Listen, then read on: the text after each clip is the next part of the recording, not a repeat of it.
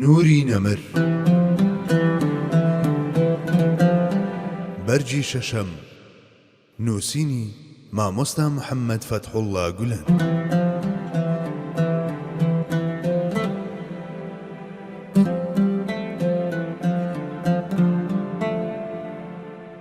چوار ڕووداوە لە یاد نەکراوەکان و وتە یادگارەکان.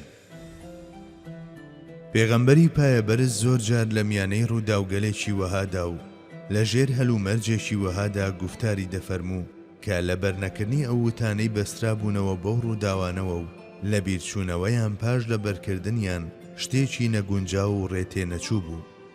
ئەو ڕووداوانە خاوەنی سەنجێک بوون کە بۆ هەمیشە یاد دەکرانەوە و خۆیان وەبیر دەهێنایەوە.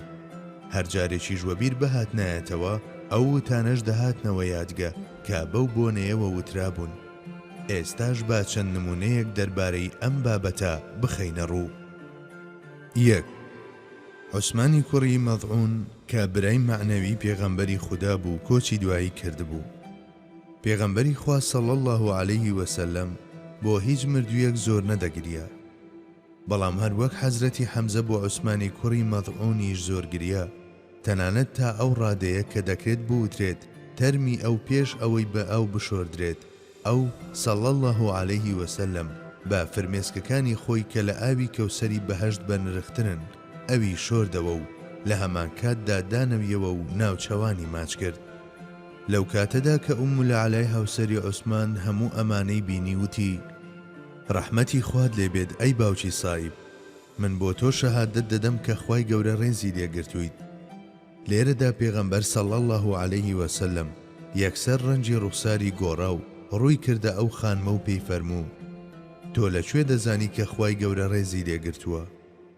خانمەکەش دەوەڵام داوتی: نازانم دایک و باوکم بەفیدات بن ئەی پێغەمبەری خودا. پێغەمبەری خوداش صلی الله علیه وسلم فەرمووی: من ئومێدی باشەی بۆ دەکەم، بەڵام من کە پێغەمبەری خودام نازانم چی بەسەر ئەو داهاتووە. جا ئایا دەکرێت ڕووداوێکی لەم شێوە کە دڵاندا دەخورپێنێت لەلایەن ئەو خانمەوە کە دەیوت: سوێن بە خودا ئیدی لە مەولا تەسکیەی هیچ کەسێک ناکەم، یاخود ئەو هاوڵانەی دیکەی کە لەوێدا ئامادە بوون لەبیر بچێتەوە؟ 2. هەر بۆ نمونە لە شەڕی ئوحوددا کەسێک بە ناوی قەزمان زۆر بەباشی دەجەنگێت و هەر وەک بۆم دەکەوێتە نێو کۆمەڵی کافران و بەر هەر کەس بکەوێت تێکی دەشێنێت. ئەو کەسانەی جەنجی جوامێرانەی ئەو دەبینن دەڵێن قەزمان شەهید بوو.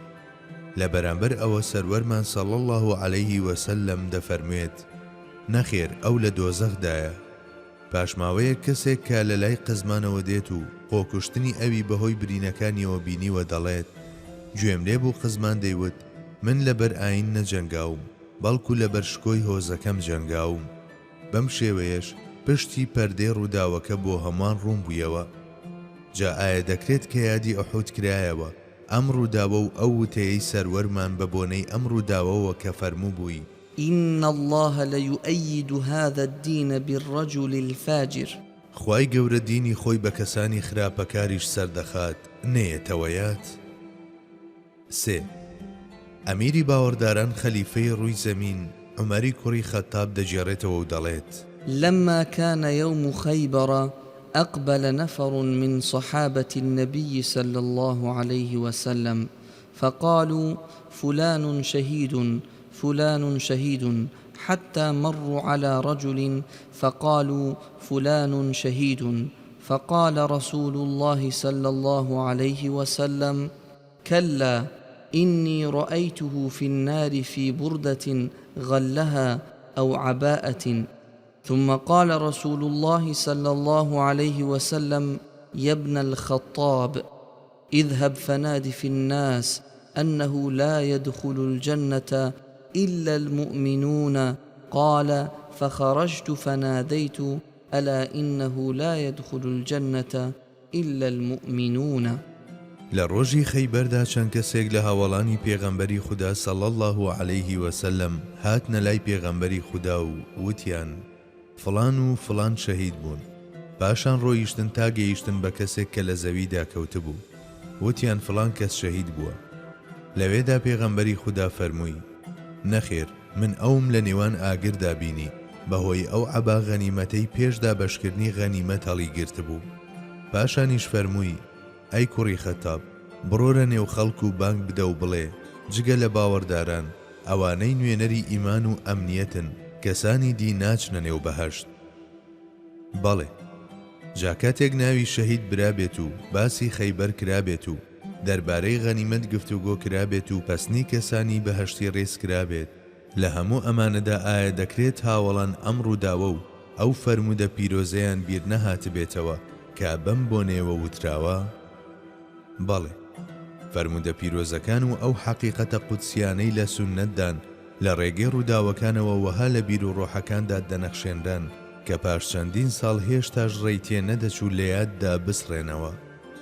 بەڵێ، ئەوان هیچ شتێکیان بیر نەچوو کە گوێبیستی بوون، بە پێچەوانەوە لە قوڵاییەکانی ڕۆحیان نەخشاندنیان لەسەر دەمارەکانی دڵیان تۆماریان کردن و بێ فەرامۆشکردن یاخود فەوتاندنی بچووکترین بەشلەی بەنەوەکانی داهاتوویان گەیاند.